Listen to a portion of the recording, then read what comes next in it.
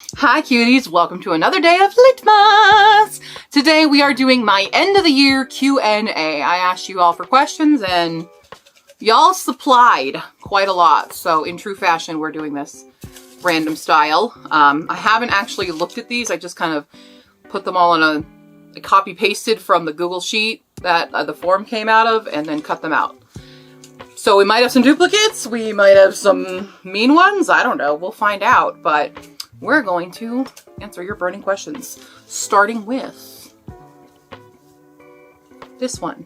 Does Paul love belly scratches? If the answer is yes, then we need to see proof. Paul, do you like belly rubs? Do you like a belly rub? Is a belly rub? Yeah. We enjoy a good belly rub. What are you thinking? I'm not done? Okay. Like the dirt on his nose, he was digging today. There's a belly, belly, belly. What's your most anticipated book of 2025? And there's a second question on this. For 2025, there's so many good books coming out. Oh God, I just did the video and now I can't think of a single one coming out next year. Completely have blitzed everything. I'm gonna do this in post because I literally have no brain to tell you what I'm most excited for, but it's gonna be this one. Cool. The second part of this question is, what other projects do I have planned? I'm really going to be hunkering down and focusing on the second book in Humane Society for Creatures and Cryptids. All going well there. I would like to either do my ogre romance or my middle grade Sweet Pea and Sniffly. Those are probably the two most on my priority list for writing projects. I'm assuming you were talking about writing projects. But otherwise, I have a lot of other projects happening. I grabbed three on accident. Does the U.S. state you live in inspire you in your writing? So I currently live in Colorado, and I would say yes and no, because I write mostly fantasy stuff, but I do tend to use like the mountainous regions and the forests and stuff of Colorado in my books, although I do tend to play with them a lot. Like the town of Pandora is a real place in Colorado, but the way I've created it, it's not like that at all. It's an unincorporated community right in Telluride, and it's not at all the town that I made it in here. Same with Ashport, not a real town. It's an amalgamation of things like Estes Park and Boulder and Golden, and it's a bunch of different places kind of meshed up into one. So yeah, I pull inspiration from towns that I've been to here, but yeah, I guess so. If you're doing Herkyed next year, are there any changes you want to make to next year's challenge? I'm already orchestrating. I've been orchestrating the next Herkyed challenge, so yes, I am planning to do Herkyed even harder. Back and even worse. It's already grown quite intense. I'm gonna try to knock myself down a few pegs on it, because I think I've made a wild jump. But I definitely have a bunch of ideas for Herkyed round 2. What's something you wish you could experience again for the first time, whether a food or a book or an activity? Maybe just, I mean, honestly, going to Japan again for well, maybe not the first time. I was terrified the first time I went. I mean, eating curry in Japan, having that for the first time again, that would be awesome because that blew my mind. See, here's the thing. It's weird. I have a lot of bad first time experiences, and then it's the next time that I go that I end up doing better. So like, I can't say my first time going to like Disney or USJ when I was in there because I had very bad experiences the first time. Even going to Japan the first time, I mean, I had a good overall experience, but experiencing it for the first time again already, like the first time was terrifying alone. So I would do a lot of things for the second time again, but I just tend to have really bad first times with stuff. For a lot of things, things have not gone well. Maybe... Gosh, I'm just gonna go with curry rice because I really am trying hard to think of a good first time, and I can't. maybe seeing Lord of the Rings I'd like to experience that again for the first time, maybe? Did you ever experience imposter syndrome with your writing, and how did you move past it? I still experiencing it. I experience it every day. I have a very bad self-esteem issue that I've been trying to get better at. But I do a lot of self-deprecating humor and stuff like that. And that's just because of how I grew up, and it's really hard for me to believe that I'm worth anything. Not to get too real on Maine here, but yeah, it's really hard to believe that anything that I do is worthy of any kind of praise. So I constantly live in a state of imposter syndrome. Don't really have advice to get out of it because I live in it. Even right now, like, I'm like, I should be very much more proud of being a finalist for SPIFBO, but I'm just like, do I deserve this spot? There were a lot of other good books in my category and stuff, and now that I'm with these 10 amazing, or these 9 other amazing books, like, there's no way I'm gonna get any further, and, you know, they all deserve the praise. I should just stay in my little corner. That kind of mentality lives rent-free in my brain, and it's very hard for me to, accept compliments or believe people when they say that I've done a good thing. Very hard for me to do that, and that is purely because of the history of my youth and stuff, and even modern day. I still get it today. Whew, anyway, at what point will you decide to leave a book as DNF because it's no longer worth your time slogging through it if you're not enjoying it? I don't DNF. I read everything. Maybe I'll attempt next year to be better and do DNFs, but I really don't do DNFs. I always have this kind of viewpoint of when I've started a book, even if I'm not enjoying it, there's always this slight little hope that something will be good in the rest of it, and I'm gonna read on to find if that's true or not. I don't like unanswered questions, so that's why I personally just can't DNF, because I need the conclusion to either at least satisfy the need for knowing, and also just satisfy either my rage or my, okay, maybe it wasn't as bad. So I've had books do that to me in the past. Like, I think Incendiary was a book by Zoraida Cordova that I was just like about for a long time, and then the end I was like, oh, okay, I like that. So it's hit or miss, but like, I just don't DNF. I just don't DNF. What were your high school extracurriculars? Well, I was full on music, everything. I was in choirs. I was in several different choirs. I was in several different bands. Those were my extracurriculars.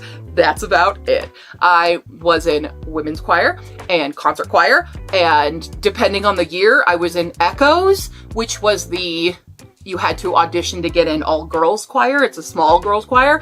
And then Illusions, which is the elite mixed choir. So I was in all of those. And then in band, I was in concert band, but I mostly was I wasn't even really in concert band because it conflicted. I was in wind ensemble, and then I was in marching band. I was marching band. I played the flute in marching band. Make of that what you will. But yeah, those were my extracurriculars. It was all I lived in the music hall. I didn't go anywhere else. I never ate in the cafeteria. I never went into the library. On my off periods, I was in the band hall. For your writing process, are you a pantser, a planner, or a combo? I think I'm a combo most of all. I have been struggling with my outlines as of late. I do have one that I really like that I used for Hisphacac, and that's the 3-act 9-block 27-chapter method. But I do find that a lot of times my outlines mean nothing because the characters change and the plot kind of changes as I'm writing it. So I think that I'm a combo. I tend to like outline my first act, and then I don't necessarily see a point for me to do the rest, because by the end of the first act, it's all gone out the window anyway, and the characters are deciding at this point. So I've heard you mention that you lived in Japan. Can you tell us about what that experience was like? It was like living anywhere, except a lot more eyes on you, because I stuck out a lot as not only a white person, but as a large white person.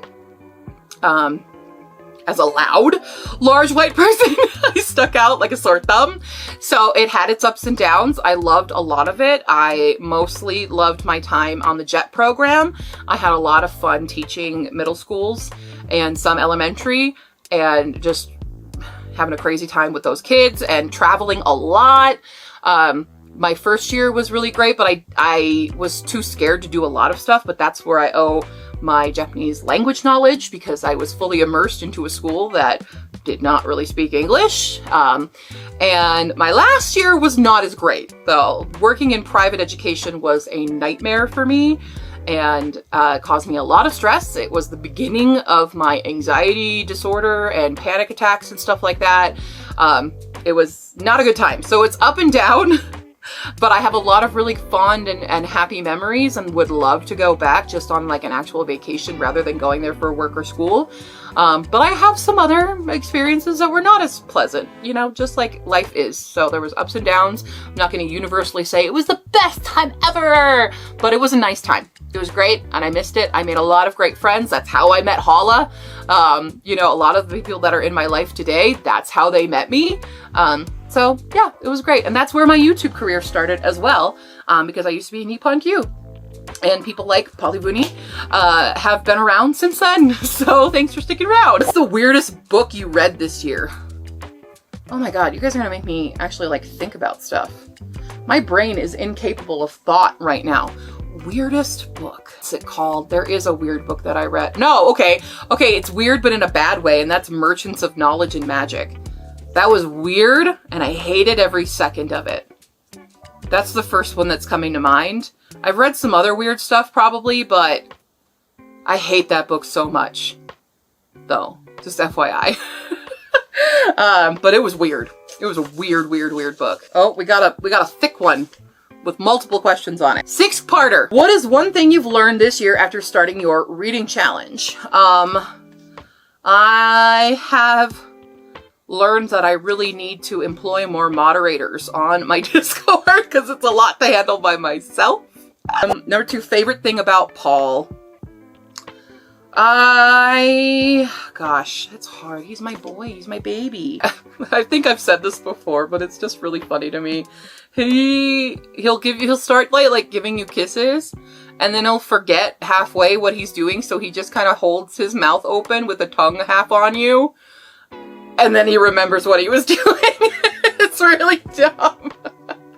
But I also just love his floppiness. I know eventually it's gonna go away, but because he's still a puppy, he doesn't have full motor control, so he just kind of flails and flops around as he's running, and his ears go floppy flop.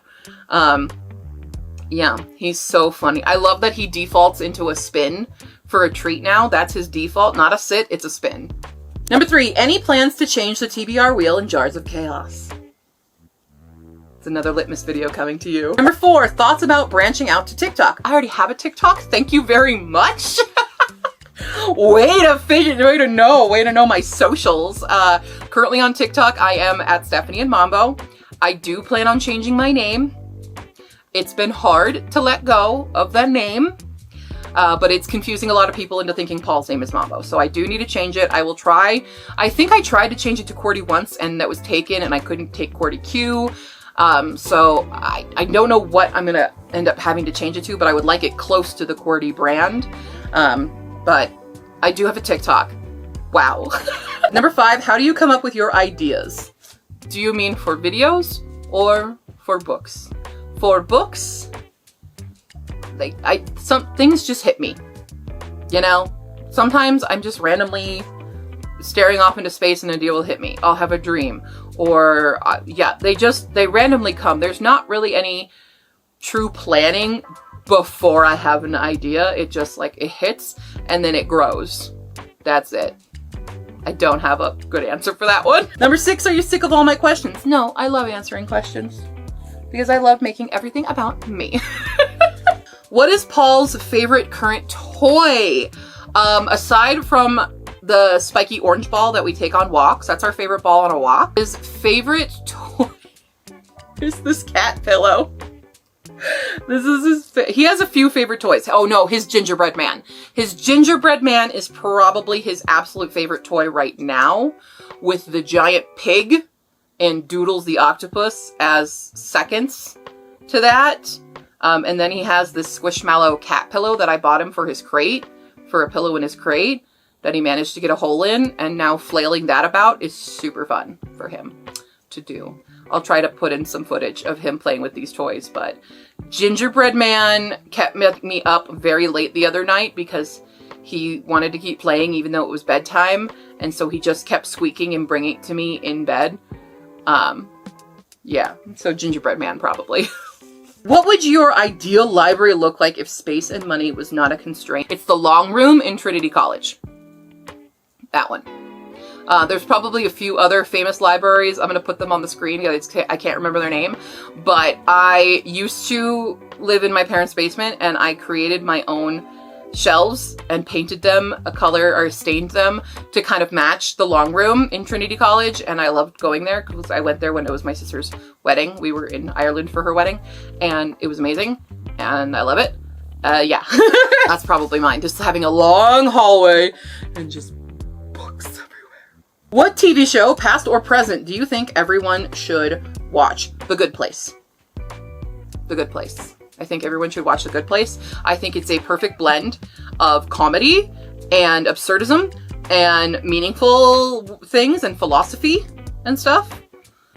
So The Good Place, probably. The Good Place. And Schitt's Creek. Wait, Schitt's Creek as well. Schitt's Creek. Watch Schitt's Creek. Schitt's Creek. That one too. Between The Good Place and Schitt's Creek. What is the cutest thing Paul has done? I mean, I don't know if it's not necessarily the cutest thing, but I'm most proud of him for doing it. Very recently, he's been attacking the shower water, like as the water's coming down out of the shower. He's been, I did a TikTok of it, and I posted it in the All the Pet Babies. But after that, he literally jumped into the shower with me. Obviously, I did not have that on camera because I was in the middle of shampooing my own hair. When he just barreled through the curtain. Yeah, that was pretty funny. But also, yeah, he likes the bathtub now. But the other day I had bathed him and I hadn't opened the balcony door. Usually I leave my balcony door open so he can just go in and out to go potty. But I had closed it and I was still cleaning the bathroom. And he came back in and jumped in the tub and went potty in the tub. And I'm just like, amazing. Did not teach him to do that. He just did it. So that was pretty cool. Also, just anytime he meets up with any of his friends, because he's a very popular dog. But he is very cute with other dogs. He's a big boy, but he is gentle. He's a gentle giant, for the most part. He let Harper beat the crap out of him the other night. Harper, like, actually kind of attacked him, and he just kind of like laid down on the ground and was like, I'm sorry for whatever is causing you to hate me now. And I'm like, buddy, you gotta defend yourself a little bit in this situation. So yeah, it's cute. I also love it when he's in my car and I have the window down and he just kind of pushes his head on the window. It's great. I have a lot of cute things. I can talk about my dog a lot, y'all. Is there a super mainstream overhyped book that you feel deserves the hype it gets? The Spell Shop. I think that one's pretty hyped, and I think that deserves it. I think The Spell Shop was fantastic. Babel's another one I think is very, very hyped. Also deserves it. Fantastic. What is your favorite non-finalist from Spiffbo? I haven't finished this challenge yet, so I don't know. I don't know yet. I will let you know. If by the time this video goes up, I have read more of them, I will let you know. But currently, I don't have one. I have a few that I've read, but I wouldn't say they're favorites, but I have a bunch that I haven't read yet, so, and they're all on my indie shelves. What challenge in Herkyet are you finding the most difficult, and does this answer surprise you? The recipe is pretty hard because I haven't found a good one yet. I think it's the Spiffbo one, and I kind of knew the Spiffbo one would be hard. Not for finding them, because I have a lot that are already on my TBR, but finding the time to get to them is that and the AuthorTube challenge. I'm surprised. Like, I have them picked out. I know what I'm doing. I just haven't gotten to them yet. So I guess that's kind of hard. How has your reading/writing/content creation life changed since starting Herkyet? It hasn't changed a whole lot. I'm still kind of the same. I've definitely been more aware of, like, my subscriber counts, my watch hours and stuff, just because it pushed me into the monetization tier, even though there's a weird error going on with that now, so I'm not getting paid at all. Check out my Ko-fi page, want to pay me for content creation.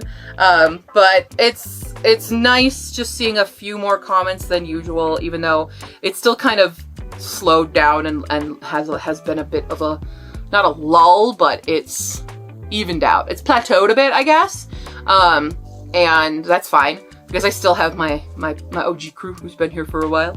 But yeah, it's been interesting. It's been interesting having more people on stream. It does open me up to a little bit more negative things that can happen. Like recently I've had an influx of like fat shaming comments and stuff on old stuff that hasn't seen the light of day in a long time.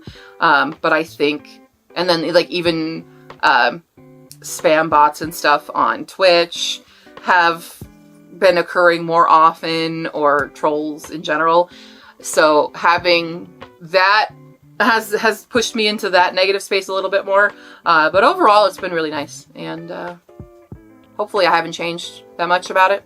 How many books do you own on that day that I do the questions? How many of your read books are your own, borrowed, or else? What is your favorite drink? Oh, there's so many questions.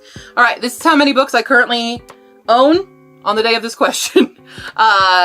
Because I just revamped, I don't actually know my total of like my owned unreads and owned reads, so I'll put that stats right here. I don't have any that are borrowed. I just have my own books. And what is my favorite drink? It just depends on the context of the drink, okay? I'm too autistic for this. I love making a pumpkin spice chai latte. That's my go-to morning drink because I don't drink coffee. I love those. Also love a good, like, I like soda. I feel like a lot of people are afraid to say that they like soda on the internet, but I like soda. Isn't that? I like Coke, a cola. I like, no, my favorite is the sparkling fake wines, the Martinelli's kind of stuff, sparkling ciders and stuff that you get during the holiday season. Those are my favorite things. What's one book you've read from outside your typical genre that surprised you and I liked? So I don't tend to read a lot of mystery thrillers, and I have a couple answers for this. So I've mentioned them before probably, but for like thrillers, None Shall Sleep by Ellie Marney. That one blew me out of the water. I love that one so much. For military sci-fi, I really don't like things that are military centric, is The Hands Were Given by O.E. Tierman. Or Aces High Joker's Wild is the series title. The first book is Hands Were Given.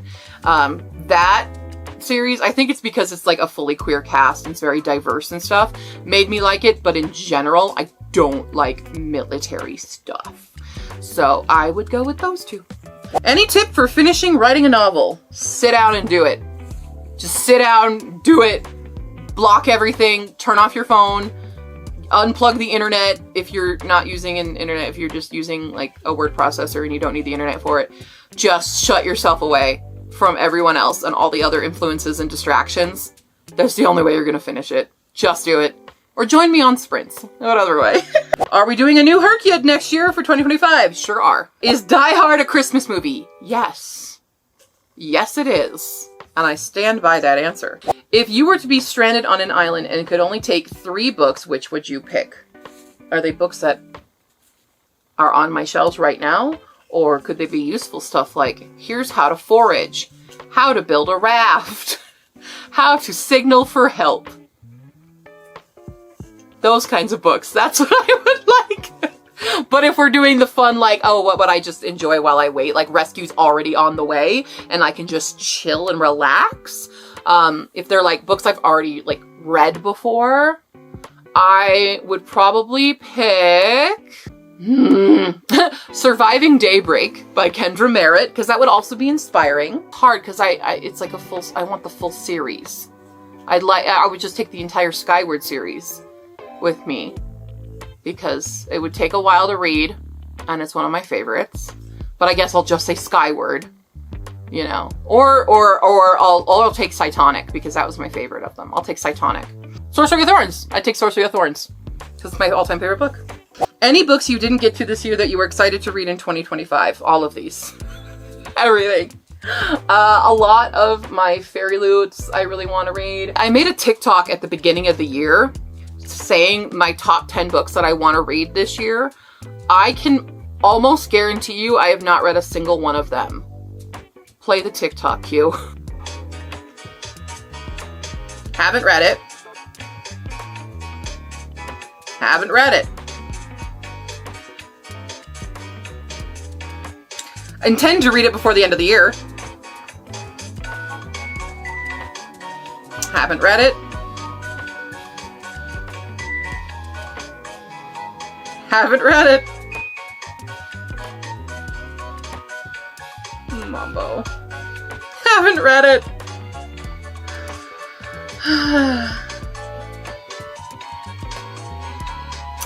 Have not read it.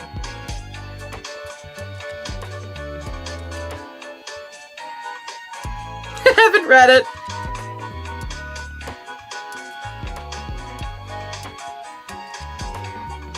Nope. Haven't read it.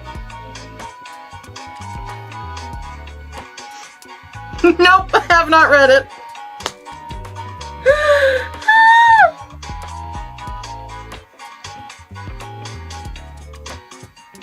Wow. Not a single one have been read as of right now. I'm supposed to read Senlin Ascends before the end of the year, per my TBR game. So still those. What are your favorite authortuber books? What are some of your 5-star predictions? So authortuber books, it's the thing, I haven't gotten to my stack yet of other authortuber books. Can I just say Hala? Hala writes good and is an authortuber. Tycho. Hala and Tycho, probably their books. But I haven't finished my challenge yet for it. The only one I've read for the authortuber challenge was Tycho. I read Brady. I read all the Bradys. I read everything that Tycho's written. And I've read everything Hala's written at this point. Yeah, I have a lot of new TikTok authors that I haven't gotten to yet. And then I just have a lot of indie authors, but they're not authortubers. So I have a bunch on my list, but I haven't gotten to them yet. 5-star predictions, I mean, we've got a lot. I've got a lot of books. I don't even know how to start that question or start that answer for that question.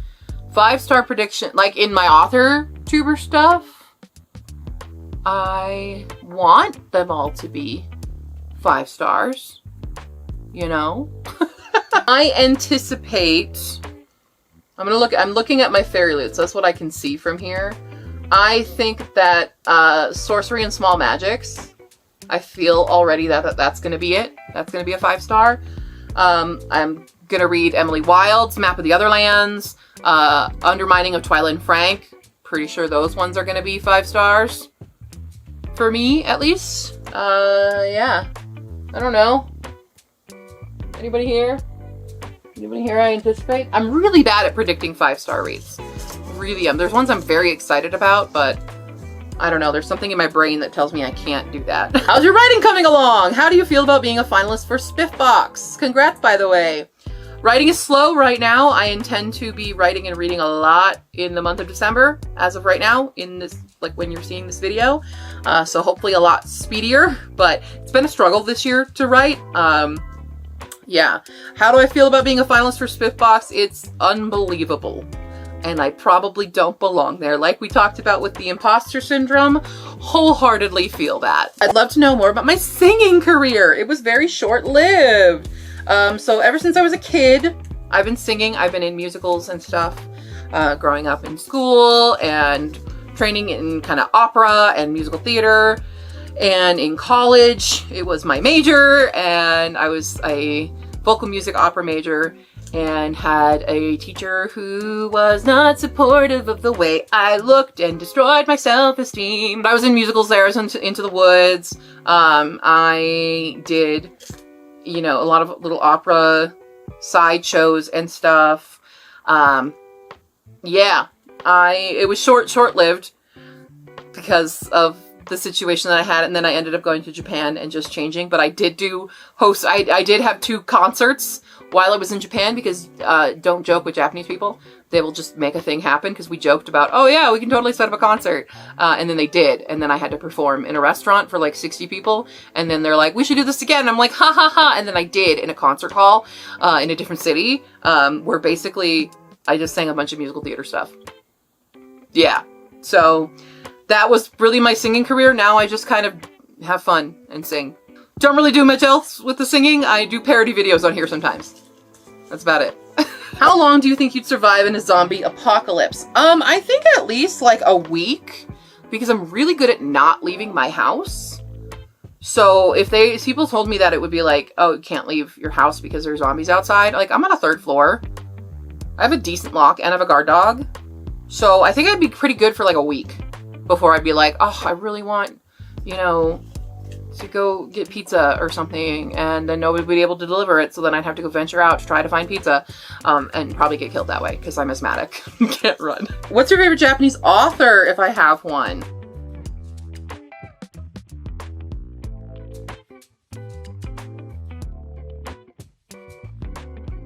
What writing goals do you have for the next year? How do you plan your writing schedule and keep to that schedule? So I've actually revamped a lot of my schedule stuff, because I don't write every day. I know that everyone's like, you need to write every day as an author, and I'm like, it's not plausible with my life.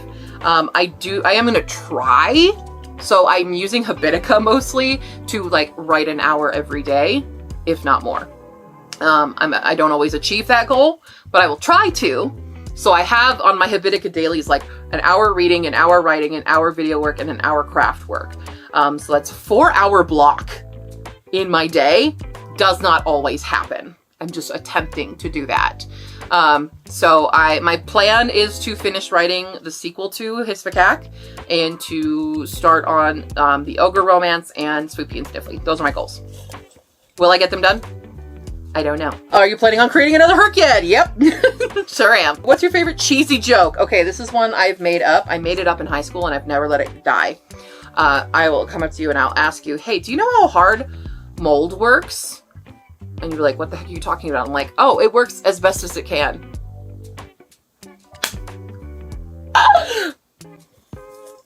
I'll go home. What was the first storybook you've ever written? Okay. The very, very first one I ever wrote was in 7th grade. That I can like actually remember that I wrote this. And it was called, shocker, the most original title ever, Elementals. And it was blatantly Sailor Moon, but with elements. It was just Sailor Moon. That's the first one I ever wrote on a notebook. I never kept it because I hand wrote it in 7th grade. Elementals. Don't name your book Elemental. I've seen so many. Guys, that's my writing advice for the day. Don't name your book Elemental. Don't name your book Chosen. Don't do that.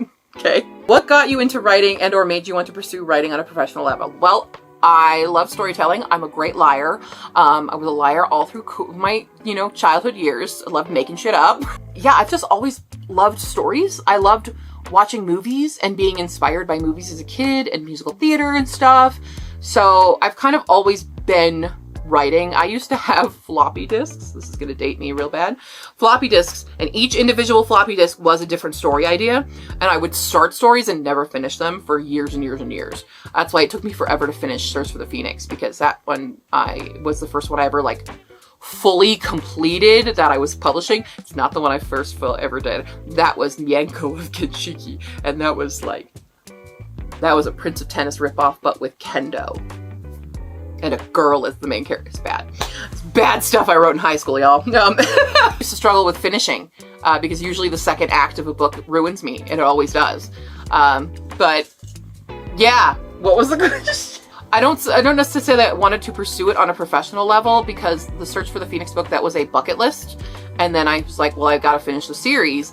And now it's kind of like, it just grew into building my community. So it's really my community that, I'm saying pressure, but is the reason that pushes me to want to pursue this, because otherwise I think I am trash. So when I have random people telling me that, hey, this book is really good and you're a good writer, half of me doesn't believe it and half of me goes, okay, maybe I'll still keep doing it. You know, has the readathon turned out the way you expected, or has it surprised you? Well, definitely surprised me with the amount of people that joined.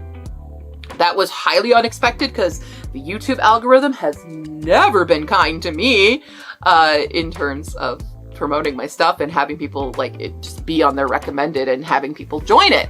So that was wildly unexpected of how big it would get, how big the Discord would get. I think it's gone down to a more manageable size now, but I definitely wish I have a full team of people to assist me in this situation, and I do not really. It's just me. I have a few mods, but they're not online as chronically as I am, so.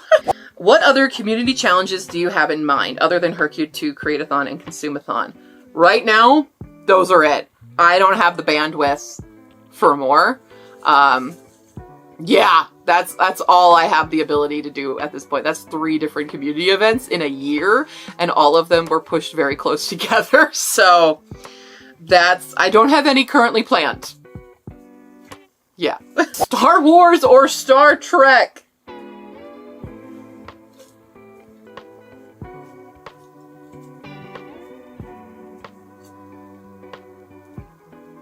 Star Trek. Which genre of books did you enjoy the most this year? It's always fantasy. It's always fantasy. I love fantasy so much. If we're getting subgenre, it was the cozier romances. Cozy fantasy with some romance subplot. So I loved Spell Shop a lot. I liked The Lost Story. I don't know if that's really a cozy fantasy, but it was, I liked it a lot. It was a quieter fantasy, I would say. But not like, it's weird because saying cozy fantasy, people always think Legends and Lattes, and I didn't really care for Legends and Lattes. That's not what I mean by cozy fantasy. So, what's your favorite holiday treat? I mean, I love Christmas cookies. Christmas cookies. I love making Christmas cookies. I love eating Christmas cookies. I love eating Christmas cookie dough. Don't come for me. I will eat it. I don't care. Christmas cookies. I love Christmas cookies. Why did you start Herkyed? What other reading challenges do you suggest? Okay, I started Herkyed out of frustration because I participate in a lot of readathons and I watch a lot of other people's TBR games and stuff, and everything felt the same. And that's not to knock anybody, but like the prompts were always the same thing, you know? There was always like, oh, pick a book with a weapon on the cover, or pick a book that's this, you know? I didn't like it. I wanted something actually challenging. And something that would force people to expand their libraries, because I come across quite a few people who like, they'll only read one type of book. And I'm like, you're missing out, in my opinion. I don't know if you guys watched it or not, of like who made the cut. I have a wide variety of genre on my shelves, because you never know. There's gonna be that one book in the genre you never really read that might blow you away. I get like having favorites and stuff, but to fully close yourself off from ever even attempting, it's like the people like, I would never read YA because it's YA, and YA is all love triangles and tropes. No, it's not. Also, it's not a genre, but it's not. There's so much inside. There's fantasy, there's sci-fi, there's thrillers, there's contemporaries, there's horrors, there's all these different things. Don't limit yourself. And that's what I wanted with Herkyed, was like, stop limiting, expand, and go outside of your norms. And I just felt like a lot of readathons never promoted that side of really expanding and challenging yourself. I've seen a lot of readathon hosts being like, you know, catering it to your personal, you know, library and stuff, which is great. Obviously, we want to read the books that are on our shelves, but not like always accepting any kind of concession to other people being whiny about stuff. And I was like, no, let's make this an actual challenge. Like, I don't want to cause anyone stress, but if you're up for a challenge, let's actually do a challenge. And that's what inspired Herkyed to just like be something that is an actual challenge, but it give you a year to do it. And even with that, I had so many whiny people. I had a bunch of people comment being like, you didn't think about moms who work full time and stuff. And I'm like, no, I didn't. because this is a reading challenge and I'm not a working mom. I mean, I'm a working dog mom, but you know, like, no, of course I didn't think about those things. I thought about what would be a challenge for reading and reading alone. Okay, your personal life is not something I'm going to consider because I don't know you, you know? So it's a personal challenge. It doesn't really matter if you complete it or not.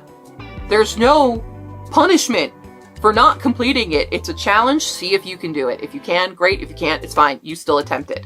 So I just got annoyed. I got annoyed by that. Yeah. Was there a second half to that question? I already put it down. I set it down and I lost it. So I don't know if there was, I forgot the second half of that question, but that's why I did Herkyed. Other readathons. I do partake in a few, but again, a lot of them they feel like the same kind of thing. So I do the Hunger Games readathon. I've tried Aurelium. Aurelium now has gotten too big for me to comprehend. And maybe it's gotten better, but it confused me. There used to be some other really good ones that just don't exist anymore. There used to be the Reading Rush, and then there was Whatever-a-thon, which was great. Love doing that one. I like NetGalley. NetGalley Bingo has been super fun. NetGalley November, I guess, is the readathon. NetGalley Bingo has been a good time. Really pushing me to read a lot of my older ones too. So, yeah, there you go. What's the first book you remember reading? Okay, I know this one. It is Sesame Street's House of Seven Colors. And this is how, I can't believe growing up, no one knew I was autistic. This is why. So in the House of Seven Colors, there is, every room is a different color, right? It's a theme, different color. There's a red room, there's a purple room, there's a yellow room, there's a pink room, there's a green room, all that kind of stuff. I would take a notebook and I would write down every single thing in that room that was the color the room said it was. And I would do this on repeat. I had entire notebooks filled with the exact same information over and over and over again. And yet, no one thinks I'm autistic in my family. There's a hint for you. I did it with my sister's My Little Ponies too. What book surprised you the most this year? Who surprised me the most? I need to look at what I've read this year. Oh, I know what it is. The Sacrifice by Rin Chupeco. I'm normally not like a horror person. That book shocked me. It totally engrossed me. I went in thinking it would just be like, whatever, it's a 3-star, whatever. No, 5 stars. That was the one I went in with low expectations and it just blew him out of the water. That one. Will there be a Herkyed Part 2? Yep. Will there be a new Herkyed? Different prompts next year. Yes, there will. What would Paul's favorite book be if he could read? Oh, what would be his favorite book? That's a good question. Wolf Song by T.J. Klune, because he's so in love with Sully. He would want to read gay werewolves. That's probably it. My son has a boyfriend, basically, and his name is Sully, and he's a Brittany, and we're in love with Sully. We love Sully so much. What am I writing these days? I'm still editing the anthology and working on Hisobo. Where would you love to travel to most in the world? So many. Most? Okay, I know. I mean, I'd be like, oh, anywhere in Asia. I would want to go here, I want to go here, I want to here. No. And also New Zealand. Okay, New Zealand aside, the town of bookshops, the town of bookstores.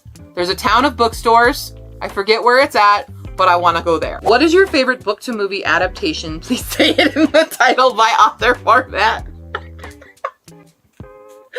Don't you come for me, okay? There's a reason I specifically ask people to do that, because when I'm organizing that Google sheet for when I export your stuff, it's a mess if it's done in a million different formats, okay? There's a reason. Favorite book to movie adaptation? I mean, it's not a movie, it's a TV show, but like Pride and Prejudice 1995, that's the best one. I also think that the first season of Shadow and Bone was really well done. Like, I have ones that I prefer over the book, like Crazy Rich Asians, fantastic. Hated the book, but it's a way better movie. I'll have to go that. Or like, I loved Anne of Green Gables and then Anne with an E, because it wasn't like an authentic book to TV show adaptation, but it expanded on so much and on the social issues of the time and stuff. And I thought it was a beautiful means of adaptation. So I'm gonna go with those answers, probably. This is our last question. Your top 5 series read this year, doesn't have to be completed. Oh, okay. Green Creek by TJ Klune is definitely one of them. Witch's Guide to Fake Dating a Demon, Glimmer Falls series. I love that one. Paradise 1. Paradise 1 for surezies. Oh, Story Spun in Scarlet, Tales from Wonder and Woe. R. Dugan, it's another indie series. So good. The Skyward series, I finished that earlier this year. I'm gonna go with those. There's probably a lot more. Oh, Some Shall Break, obviously. None Shall Sleep trilogy. Yeah, all those.